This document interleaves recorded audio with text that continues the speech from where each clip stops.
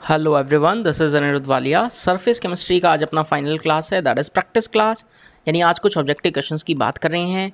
सारा theory complete हो गया है टिल लेक्चर नंबर 9। अब कुछ बात करेंगे बढ़िया बढ़िया सवालों की। जैसा कि पहला सवाल आज की क्लास का, coagulation of 200 millilitre of positive colloid took place when 0.73 gram HCl was added to it without changing the volume much. Initial volume कितने रखा है? 200 मिलीलीटर। कितना ग्राम डाला? 0.73 ग्राम। तो आपको फ्लोकुलेशन वैल्यू आपको HCl का बता देना है। फ्लोकुलेशन वैल्यू बोलें या कोएगुलेशन वैल्यू बोलें, या कोएगुलेशन वैल्यू। आपको हर क्वेश्चन को एक बार अपने लेवल पे पहले ट्राई कर लेना है दोस्त, ताकि आपको पता लग जाए कि आपका आंसर सही है गलत है। क्या लिखेंगे? हम सिंपली लिख देंगे नंबर ऑफ मोल्स या नंबर ऑफ मिली मोल्स लिख दीजिए। Milli moles divided by volume will give you flocculation value या कोएगुलेशन वैल्यू। सिंपली कंसंट्रेशन है। आइए वैल्यू डाल देते हैं। देखना, क्या हम ऐसा बोल सकते हैं 200 मिलीलीटर सॉल्ट के लिए हमें 0.73 ग्राम HCl चाहिए। 0.73 ग्राम HCl चाहिए। 0.73 ग्राम HCl को उसके मॉलिक्यूलर वेट से डिवाइड करके मोल्स निकाल लिए।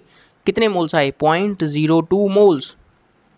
0.02 मोल्स आने का मतलब हो गया 20 मिलीमोल्स हो गए। 20 क्या हो गए? मिलीमोल्स। फ्लोकुलेशन वैल्यू कैसे निकालेंगे? Millimoles divide by volume, volume in litre. यानी 200 मिलीलीटर का वॉल्यूम लीटर में कितना हो गया? 0.2। सॉल्व करके कितना? 100। यानी आपको सिंपली मोल्स निकालने थे और वॉल्यूम को डिवाइड कर देना था। यानी आंसर क्या हो गया? सी ऑप्शन इसका राइट आंसर हो गया।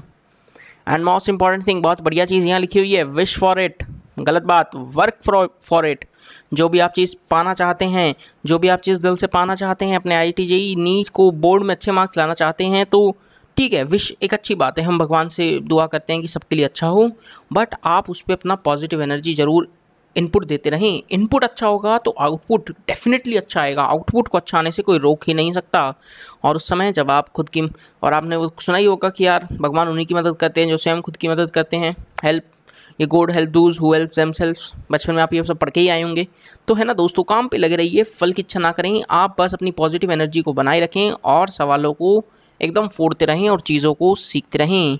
आइए अगले वाले क्वेश्चन की बात करते हैं। बहुत ही नया क्वेश्चन, ऐसा कुछ थ्योरी में डिस्कस भी नहीं किया, इसलिए क्वेश्चन लाया हूँ मैंने। Some types of gel like gelatin lose water slowly, उस प्रोसेस को क्या बोलते हैं? कुछ पर्टिकुलर जेल जो अपने से पानी को धीरे धीरे लूज कर रहे होते हैं, उस प्रोसेस को बोला जाता है सिंथेसिस। क्या बोला? Synthesis. Process of losing the water from the gel from a particular gel is known as synthesis. तो correct answer would be a. ये एक नई बात है जिसको आप नोट्स में ऐड कर लेंगे। आप इसको नोट्स में ऐड कर लेना। ये छोटी छोटी बातें कई बार KVPY में, बिट सेट में ये सब लोग पूछ लेते हैं, क्योंकि NCERT में आपको देखने को मिलेगा नहीं, फिर आप परेशान हो जाएंगे। अब देखना, एक JEE 2008 का सवाल करते हैं। उससे पहले एक इंपॉर्टेंट चीज़, कुछ बच्चों के मन में आ रहा था सर आप तो, कुछ बच्चों के मन में आ रहा होगा सर आप तो खाली ऑब्जेक्टिव करवा रहे हैं, NCERT कब करवाएंगे?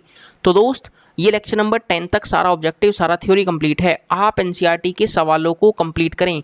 आप NCERT के एक एक क्वेश्चन को पढ़ लीजिए, ट्राई कर लीजिए, और इसी वीडियो के कमेंट करके बता देना कि ये क्वेश्चन नंबर, ये क्वेश्चन नंबर, ये क्वेश्चन नंबर। उन सारे क्वेश्चंस को मैं लेक्चर नंबर 11 में समझा दूंगा। टेंशन ना करें। यदि आपको कोई डाउट नहीं आया तो फिर ज़रूरत नहीं है, जो जो डाउट होंगे वो मैं लेक्चर नंबर 11 में आपको करवा दूंगा। टेंशन ना करें, है ना। तो ये काम आपको खुद से करना है। एक बार सारे क्वेश्चंस को ट्राई तो करके देखें। क्वेश्चन पे आते हैं। Among the following surfactant will form micelles in aqueous solution at lowest molar concentration at ambient condition. ऐसा समझना, बोलना क्या चाह रहा है? CMC की बात कर रहा है, क्रिश्चियन मेडिकल कॉलेज? नहीं, critical myself concentration, critical myself concentration का सवाल है। आप मुझे एक बात सोच कर बताना, आप मुझे खुद से सोच कर बताना। देखो, JEE का सवाल है, बहुत पहले आया था, आज तो 12 साल हो गए हैं, बट ठीक है, इंपॉर्टेंस उतनी ही है। ये एक माइसिल है, ठीक है, जिसमें कार्बन की चेन है। एक माइसिल ऐसा है जिसमें इतनी बड़ी कार्बन की चेन है। सवाल की इंपॉर्टेंस को समझना।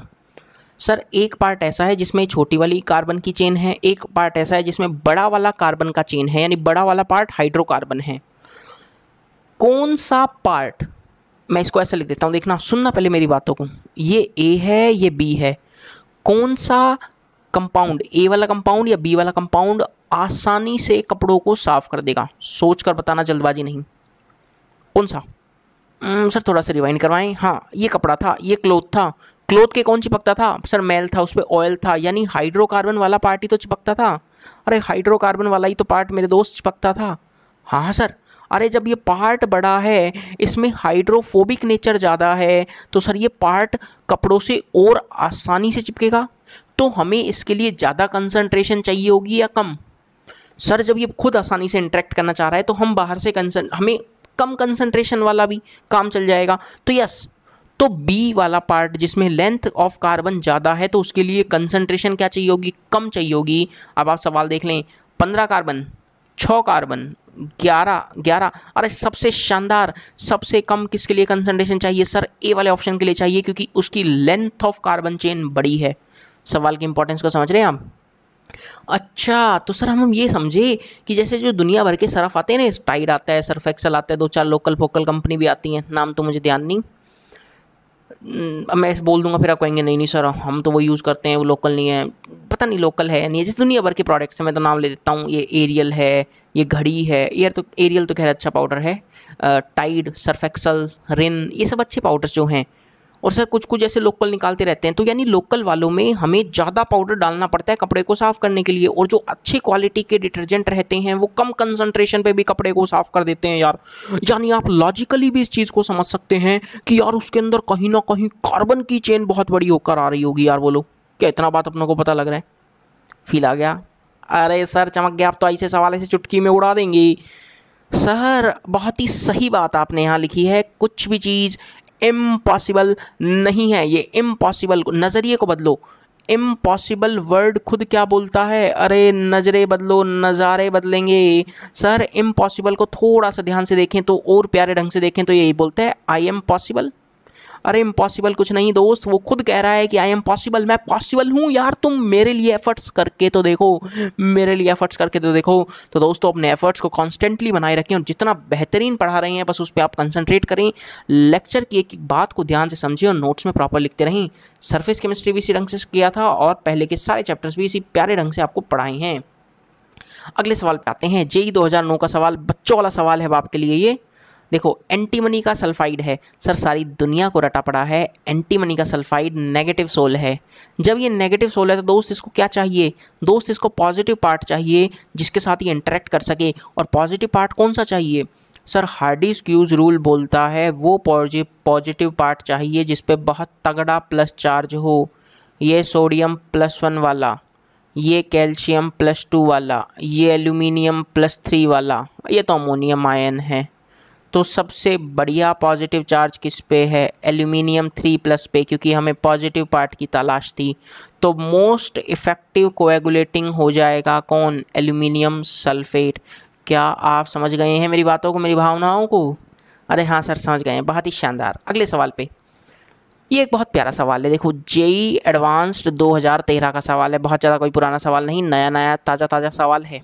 सवाल की इंपॉर्टेंस को समझना, बहुत प्यारा सवाल है। उस समय जब ये सवाल आया था ना तो बहुत सारे बच्चे वही था कि सर समझ में नहीं आया, पता नहीं क्या पूछ लिया, हम तो छोड़ दिए, कुछ बोले हम तुक्का मार दिए। ठीक है, एक बार आप वीडियो को पोज करते हुए खुद से एक बार ट्राई करें यार दोस्तों, आपको मज़ा आ जाएगा, गारंटी दे रहा हूँ। कर लिया? सुनो मेरी बात, मिथाइलिन ब्लू कुछ होता होगा, ठीक है छोड़ो।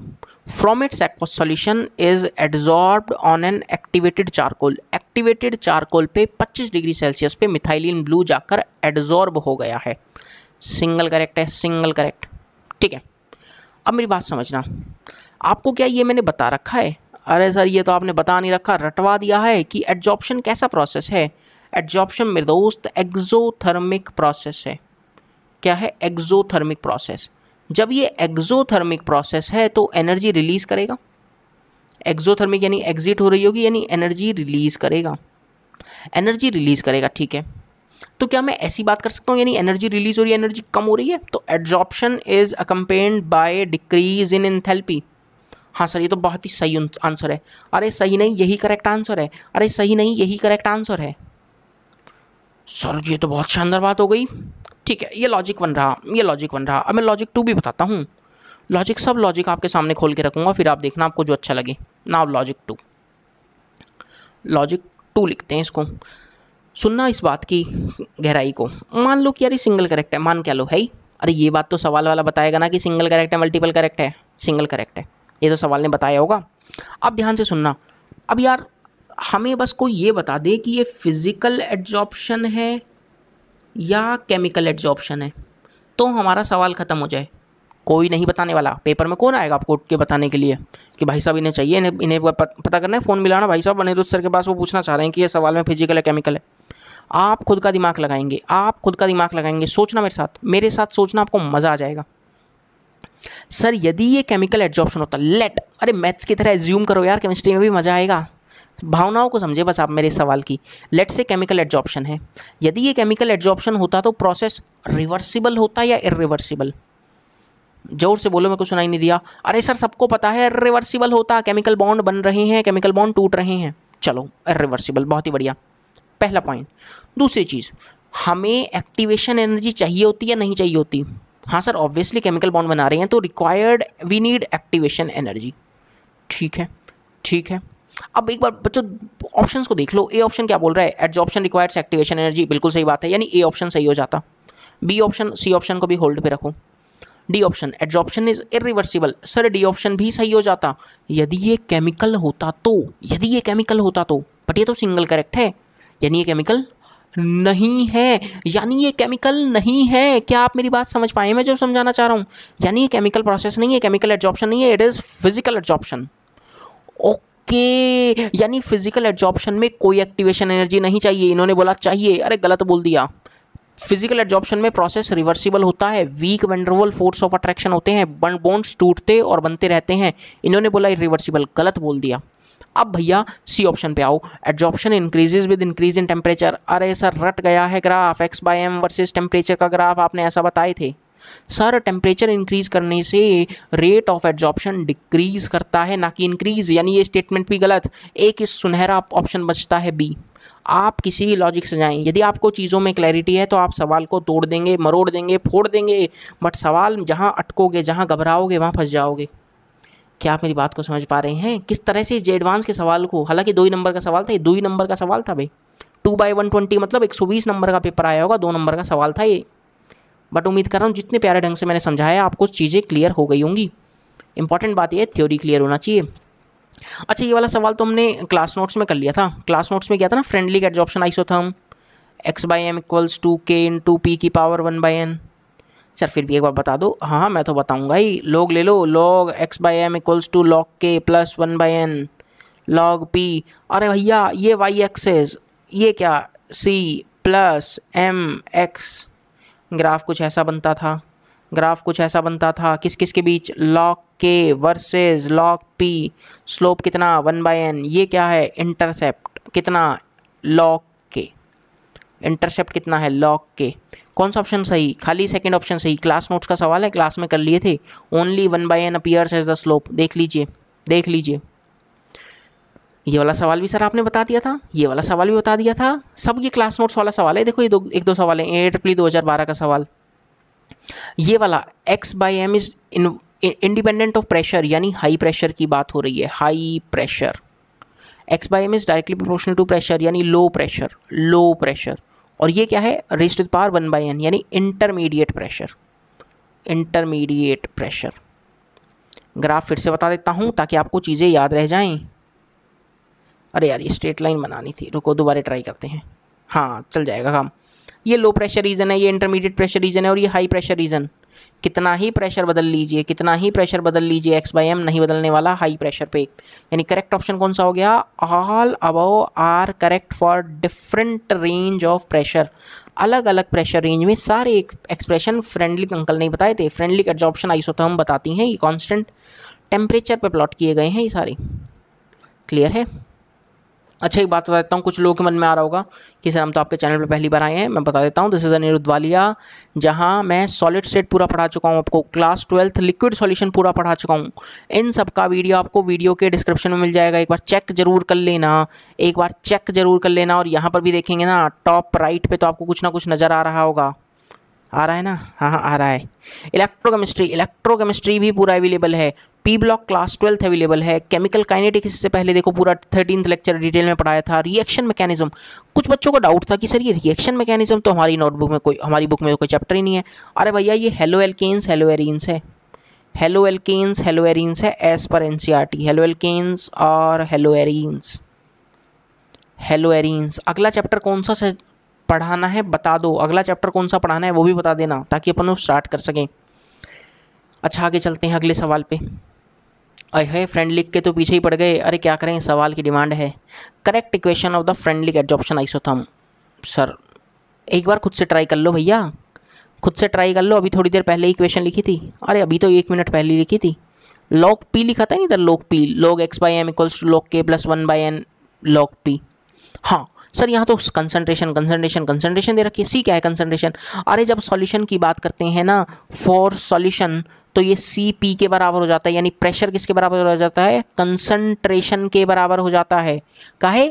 अरे क्या सॉल्यूशन प्रेशर एग्जर्ट करेगा? नहीं, वो तो गैसेस एग्जर्ट करती हैं। तो सॉल्यूशन में क्या होगी? कंसंट्रेशन होगी, कंसंट्रेशन होगी सॉल्यूशन की। तो सिर्फ प्रेशर को कंसंट्रेशन से रिप्लेस कर दो। This is again become the form of friendly adsorption isotherm as first option is the right answer. और इस बात को आप याद भी रखेंगे, इसलिए सवाल मैंने यहाँ लिया है। अच्छा आगे चलते हैं। ये भी बहुत खूबसूरत सवाल है आप लोगों के लिए, बहुत ही प्यारा, बहुत ही चुनिंदा सवाल है। लॉजिक से करेंगे 1 मिनट नहीं लगेगा, लॉजिक से करेंगे 1 मिनट नहीं लगेगा। देखना, friendly adsorption isotherm are properly represented by. सोच कर देखना, अभी थोड़ी देर पहले ऐसी कर्व सी बनाई थी एक। हाँ सर अभी तो बनाई थी। अरे यार जब फ्रेंडली की कर्व मैंने ऐसी बनाई है तो क्या कभी ऐसी बन सकती है? क्या कभी ऐसी बन सकती है? जिंदगी में ही नहीं। यानी बी और डी ऑप्शन तो कभी जिंदगी में नहीं हो सकते। ऑप्शन एलिमिनेशन टेक्निक, क्लियर है? Option elimination technique OET very important है। सर जुगाड़ बताओ यार, बहुत दिन हो गए सर जुगाड़ नहीं आया। अरे सुनो तो यार, नेकी और पूछ पूछ। आप मुझे बता दीजिए, आपको यदि गर्मा गर्म तवे पे बैठा दिया जाए, क्या क्या बात कर रहे हो? दिमाग खराब हो जाएगा हमारा। अरे मान लो यार बैठे, मान लो एक गर्मा गर्म तवे पे आप जाकर बैठ गए हैं, तो क्या बैठ के आनंद लूटेंगे या उछल के भाग जाएंगे? सर ये तो कॉमन सेंस की बात है, हम तो आनंद लूटेंगे। हाँ तुम, मुझे पता ही था तुम खतरनाक हो, वहाँ पे तुम आनंद लूटने लगोगे। नहीं, तुम उछल के भाग जाओगे। सर मजाक कर रहे थे, हालत ख़राब हो जाएगी, कहीं पे तशरीफ़ रखने लायक ना बचेंगे हम। हाँ तो बस यही तो सेम केस है, यही तो सेम केस था। क्या क्या क्या क्या क्या बोलना चाह रहे हो? अरे मान लो, अब समझो मेरी बात को, भावनाओं को, इस सवाल के जज्बात को, कि क्या बोलना चाह रहा है, क्या बोलना चाह रहा है। यदि मैंने टेम्परेचर इंक्रीज़ किया, यदि मैंने टेम्परेचर इंक्रीज़ किया, सोच कर बताना, जल्दबाजी नहीं, मेरे को जल्दबाजी पसंद नहीं। Rate of adsorption, rate of adsorption increase करेगा या डिक्रीज़ करेगा? सोचकर, जल्दबाजी कतई नहीं, जल्दबाजी बिल्कुल भी नहीं, मुझे पसंद नहीं। सर यदि हमने टेम्परेचर इंक्रीज़ कर दिया तो बने हुए बोन्स टूटने लगेंगे, तो रेट ऑफ एडजॉर्प्शन डिक्रीज़ करेगा, डिक्रीज़। अरे समझदार तो आप बचपन से ही थे, मुझे पहले ही पता था, मैंने गलत ही डाउट किया तुम सब पे। अरे सर हमको समझ में आ गया क्या बोलना चाह रहे हो। सर यदि देखो, यदि ए वाले ग्राफ को देखो, बी और डी तो पहले ही एलिमिनेट हो गए हैं। यदि इस टेम्परेचर पर ये रेट ऑफ एडजॉर्प्शन है, टेम्परेचर बढ़ाया रेट ऑफ एडजॉर्प्शन इंक्रीज़ कर रहा है, टेम्परेचर बढ़ाया रेट ऑफ एडजॉर्प्शन इंक्रीज़ कर रहा है, तवे पे बैठ के इसको आनंद आ रहा है। गलत बात, आनंद किसी को नहीं आएगा। यहाँ पर देखो, ज़्यादा टेम्परेचर कम रेट ऑफ एडजॉर्प्शन, टेम्परेचर कम किया रेट ऑफ एडजॉर्प्शन बढ़ने लगा, टेम्परेचर कम किया रेट ऑफ एडजॉर्प्शन बढ़ने लगा। अरे सोचो ये वैल्यू 1 होगी, 2 होगी, 3 होगी, कुछ भी वैल्यू हमें का मतलब टेम्परेचर डिक्रीज़ हो रहा है तो रेट ऑफ एडजॉर्प्शन इंक्रीज़ हो रहा है। यही तो हम चाह रहे थे। यदि टेम्परेचर इन्होंने इंक्रीज़ किया तो रेट ऑफ एडजॉर्प्शन डिक्रीज़, उल्टा ही तो चाह रहे थे। तो हमारा करेक्ट आंसर कौन सा हो गया मेरे दोस्त? करेक्ट आंसर सी हो गया है। कम टेम्परेचर पर रेट ऑफ एडजॉर्प्शन बढ़िया होगा। टेम्परेचर बढ़ाओगे बॉन्ड्स टूटेंगे और रेट ऑफ एडजॉर्प्शन डिक्रीज़ हो जाएगा। क्लियर है? समझ में तो आ गया? अरे सर एकदम चकाचक आ गया है, अब आप टेंशन मत कीजिए। अच्छा ये सवाल करें फिर, अब आइए हम भी देख लेते हैं कितने पानी में हैं आप सब लोग। अरे सर पानी की बात मत करें, ब्लू है पानी, पानी आज। आइए एक बार चेक कर लेते हैं। मुझे पूरी उम्मीद है मेरे दोस्त कि आप एक्स बाई एम का वैल्यू खूब शानदार तरीके से करेक्ट निकाल देंगे। मेरे करने से पहले आपसे मैं कमेंट चाहूँगा कि आप इसका कमेंट कर दें एक बार करेक्ट आंसर, और वीडियो को पोस्ट करते हुए तुरंत कमेंट कर दीजिए, और ताकि मैं एक बार चेक भी कर लूँ क्या किया है आपने, क्या गुल खिलाए हैं। अरे सर अब देखो, ये वाला ग्राफ था ना, अभी थोड़ी देर पहले ही तो बनाया था, स्लोप। इन भैया का स्लोप क्या था? 1/n। इंटरसेप्ट क्या था? log के। अच्छा सर ये ग्राफ को देखो, वही तो है log x by M versus log p। हाँ हाँ, तो मैं कम ना कर रहा हूँ। तो ये क्या हो गया है, log k के बराबर हो गया। जब ये log k के बराबर है तो k का वैल्यू 2 लिख दूँ, लिख दो, डरता कौन है। यहाँ से स्लोप कितना, सर गणित वाले सर ने पढ़ाया था, slope equals to tan theta. 1045 कितना, अरे बताओ बताओ सर 1। ठीक है 1, तो 1 बाई एन का वैल्यू 1 है, इम्प्लाइज एन का वैल्यू 1 हो गया। दिखता है सबको। x बाई एम बता दो यार, अब तो बच्चों वाला खेल है। k इंटू पी की पावर 1 बाई एन। k कितना 2, p कितना हमें क्या पता। अरे सवाल के पहला ही वर्ड देखो, एट 2 एटमोसफेयर, यानी p का वैल्यू भी 2, 1 by 1 that will give you 4, यानी 1 2 का 4। 4 is the right answer for this question, for this easy सा क्वेश्चन। दिख गया, सवाल ऐसे ही भी पूछा जा सकता है। और सेम एक सवाल बिल्कुल सेम में, बस वहाँ डायग्राम नहीं बनाया था, क्लास नोट्स में मैंने करवाया है। लिखा होगा ना वीडियो नंबर, मेरे को वीडियो नंबर तो ध्यान नहीं कौन से में बताया, बट आपने देखा जरूर होगा। आनंद तो आ रहा है, अरे सर आ रहा है, आप यूट्यूब पे पढ़ाओ और आनंद ना, ऐसा हो ही नहीं सकता। अच्छा तो आओ तुम्हारे दिमाग को थोड़ा सा और खोला जाए, चेक करते हैं कितना बादाम खाते हो। ये सवाल है ना बहुत है मज़ेदार है। ये सवाल क्या है, बहुत है मज़ेदार। एक बार इस सवाल को दोस्तों मन की आंखों से पढ़ो। ये कौन सी आंख होती है, अरे मन की आंख, यानी समझो, इस दिल की भावनाओं को समझो, सवाल के जज्बात को समझो, आप सवाल का उत्तर ढूंढ लेंगे। अच्छा ठीक है, हम पढ़ते हैं आपके साथ साथ, चलो। Reddish brown solution containing Fe3 plus is obtained by, पहला option addition of small amount of FeCl3 solution to the freshly prepared FeOH whole thrice. Second option, addition of FeOH whole thrice to the freshly prepared FeCl3. Addition of ammonium hydroxide to FeCl3, NaOH to FeCl3. Sir एक राज की बात बताएं, अरे बोलो बोलो। सवाल को पढ़कर इतना समझ में आ रहा है ना कि COD ऑप्शन कभी नहीं हो सकते। यार आप तो चैंपियन हो गए हो, बहुत ही सही, बहुत ही उम्दा सोच आपकी, मज़ा आ गया। COD क्यों नहीं होंगे, अब थोड़ा सा बता भी दो। सर कॉमन आयन तो होना ज़रूरी है ना। अरे वाह रे मेरे चैंपियन, फेरिक हाइड्रोक्साइड में आपने FeCl3 डाला या FeCl3 में फेरिक हाइड्रोक्साइड डाला, ये बताना है बस अपने को। कॉमन आयन कौन सा, Fe+3 वाला, Fe+3 वाला, सोचकर बताना। एक बार मैं एक्सप्लेन करूंगा, एक सवाल आपसे पूछूंगा, जल्दबाजी मत करना।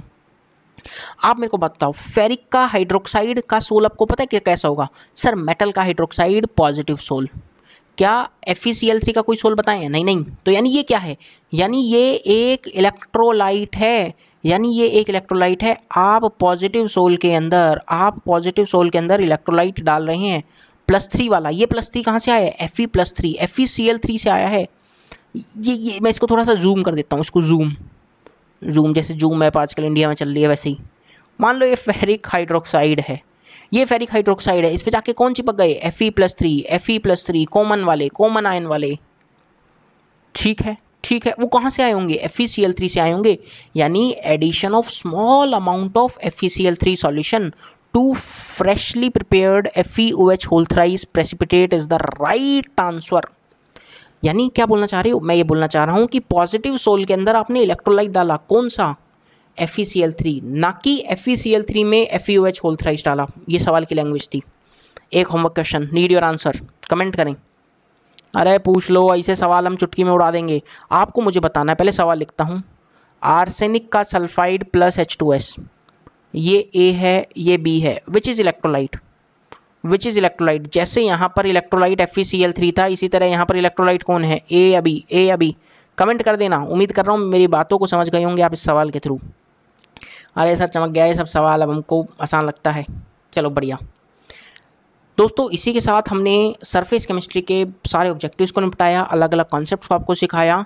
और इसी के साथ आज हम इस शुभ दिन पे क्लास 12 फिजिकल केमिस्ट्री का सारा लेक्चर आप लोगों के लिए अपलोड कर दिए हैं। कौन कौन सा, वही सारा, solid state, liquid solution, electro kinetic, surface chemistry, 5 ही चैप्टर क्लास 12 फिजिकल केमिस्ट्री में आते हैं।